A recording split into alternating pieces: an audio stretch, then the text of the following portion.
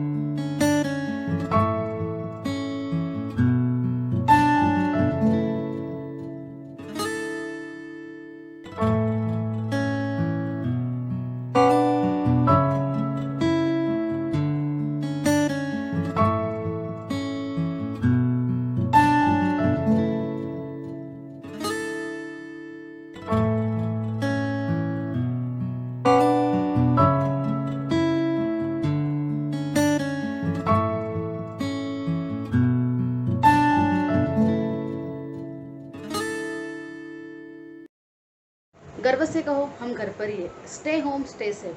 लवकरात लवकर आपण या महामारीतून बाहेर पडू. सर्वांनी आपापली काळजी घ्यावी. धन्यवाद.